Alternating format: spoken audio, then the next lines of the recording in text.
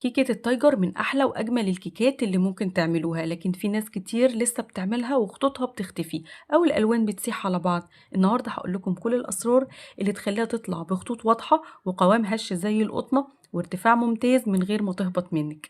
النهاردة هقولك ازاي تعملي مقادير مظبوطة، ازاي تظبطي قوام الكيك، طريقة الصب، التسوية، كل ده هنعرفه مع بعض النهاردة، لأن الكيك ده بالذات ليه قوام معين لازم تعرفوه علشان تنجح معاكم من أول مرة. لايك وشير للفيديو، يلا بينا نبدأ في المقادير والطريقة على طول. مقادير الكيك: عندي هنا 3 حبات من البيض.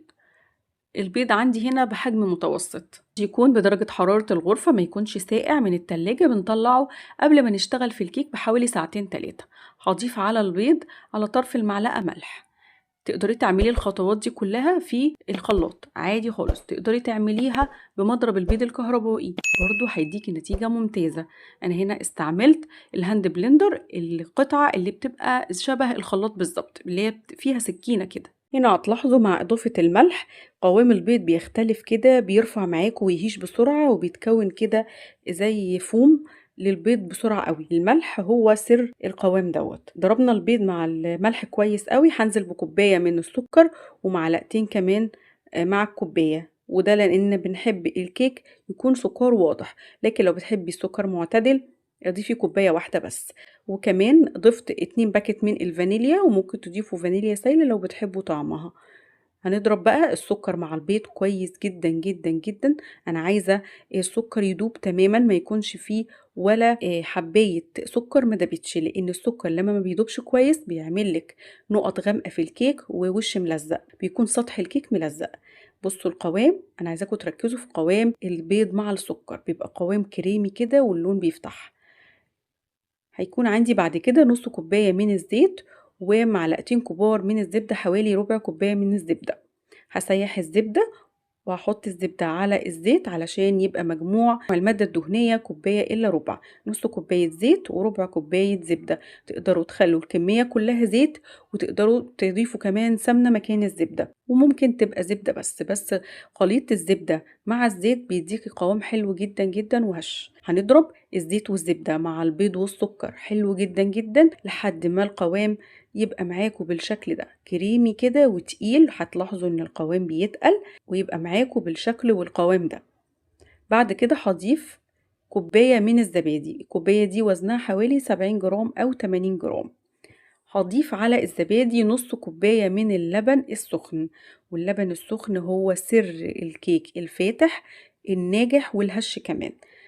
نص كوباية من اللبن السخن وعلبة زبادي، وهضرب كل المكونات دي مع بعضها حلو قوي قوي، واتأكد ان كل حاجة امتزجت. إضافة كل مكون وياخد حقه في الضرب والتحضير بيديكي كيك ناجح 100% إن شاء الله. ضربت لحد ما القوام بقى بالشكل ده هاش كده وعلى في البولة. نيجي للمواد الجافة.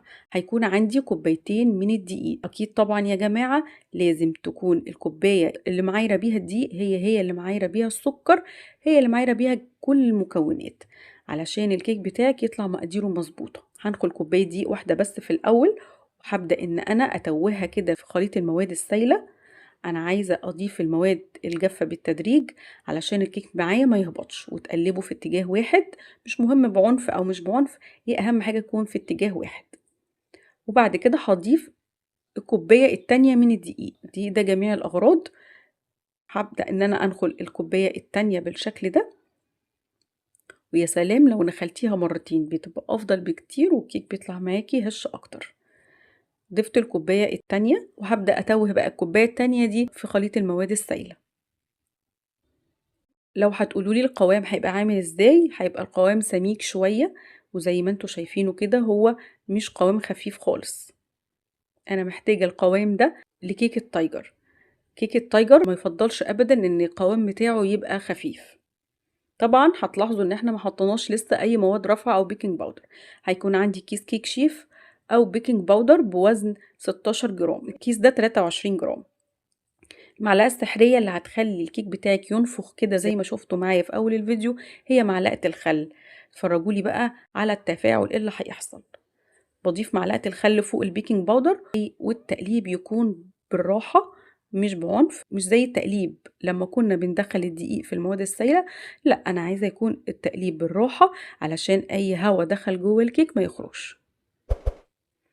تقليبة بس كده، اتأكد ان كل حاجة امتزجت ببعضها والبيكنج باودر اتوزع في الخليط كله، واتأكد بسباتولا كده لو في دقيق تحت في القاع، واتأكد من القوام. عايزاكم تركزوا لي بقى في القوام، لان القوام مش عايزاه يكون اخف من كده. لو قوام خفيف تقدروا تضيفوا معلقتين دقيق او معلقة لحد ما تظبط.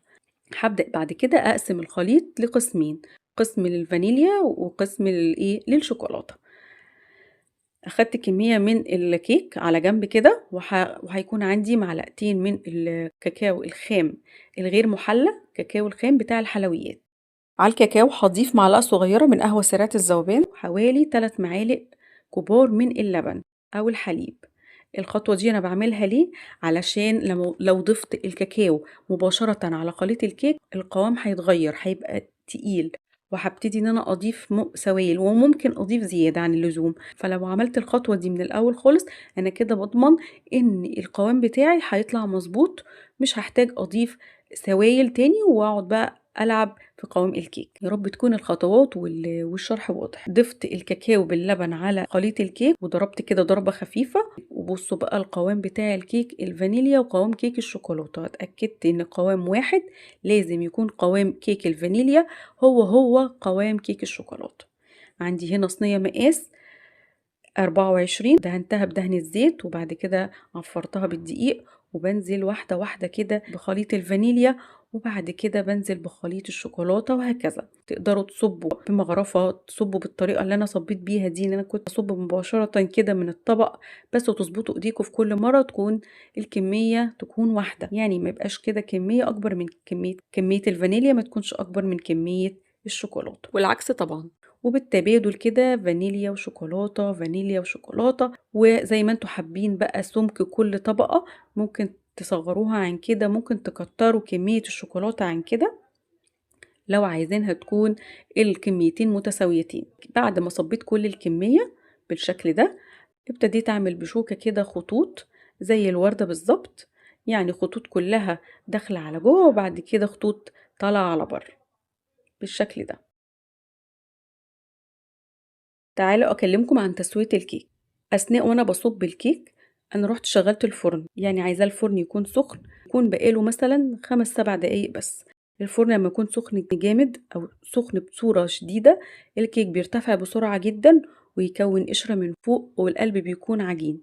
فالفرن لما يكون هادي في الأول ويرتفع كده بارتفاع الكيك واحدة واحدة، بيطلع معاكم الكيك تسويته مظبوطة والقلب بتاعه ما يكونش معجن. فرنك على درجة حرارة 180 يكون شغال بقاله 5-7 دقايق. بتدخلي الصينية على الرف الأوسط، بتقعد معاكي من 40-50 دقيقة، وبنختبرها في الآخر بعود شيش أو بسكينة رفيعة من المنتصف، بنلاقيها طلعت نظيفة وزي الفل. بتسيبيها تبرد شوية، وبعد كده تبدأوا تنطقوا الكيك وتقلبوه وتقطعوه بقى وتستمتعوا بشكل كيك التايجر وبطعم الكيك ده. الكيك ده طعمه في منتهى الروعة والجمال. الميكس بتاع الفانيليا مع الكاكاو اللي عليه قهوة خطير. الكيك بتاعنا المسام بتاعته ضيقة مفهوش فراغات، الرسمة واضحة وظاهرة، تقدروا تزودوا عدد الخطوط زي ما انتوا عايزين. وبس كده، ده كان فيديو النهاردة. اتمنى يكون فيديو النهاردة عجبكم.